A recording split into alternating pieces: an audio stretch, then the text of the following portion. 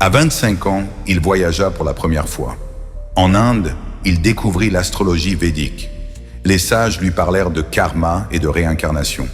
Il fut fasciné par la profondeur de ses enseignements. Les étoiles lui semblaient plus vastes encore. De retour chez lui, il ouvrit un petit cabinet. Il commença à lire les thèmes astraux des habitants. Certains venaient par curiosité, d'autres par désespoir. Il écoutait leur vie, leurs doutes, leurs espoirs. Et dans les cartes du ciel, il trouvait des réponses. Il rencontra une femme sagittaire. Leur complicité était immédiate, pleine de rires et de voyages. Ensemble, ils parlèrent d'avenir et d'enfants. Elle croyait aussi aux signes du destin. Leur mariage fut célébré sous une pleine lune éclatante. Quelques années plus tard, ils eurent un fils. L'homme ému calcula aussitôt son thème natal.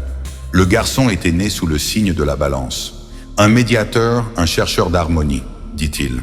L'astrologie devenait un héritage familial. La vie avançait avec ses hauts et ses bas. Parfois, les planètes annoncèrent la chance. Parfois, elles prévoyaient des épreuves. Mais l'homme avait appris à lire entre les lignes. Les étoiles n'étaient pas des chaînes, mais des guides. Son fils grandissait, posé, réfléchi. Ils observaient ensemble les éclipses et les comètes. La maison se remplissait de livres d'astrologie.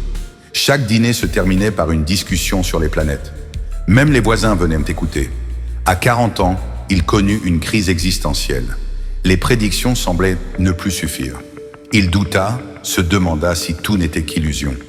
Une nuit, il contempla le ciel en silence. Et il sentit que, même sans réponse, les étoiles l'accompagnaient. Peu à peu, il trouva une sagesse nouvelle. L'astrologie n'était plus seulement une science prédictive. Elle devenait une philosophie de vie. Il commença à écrire un livre. Ce livre reliait son vécu au cycle céleste. Les lecteurs furent nombreux à se reconnaître en lui.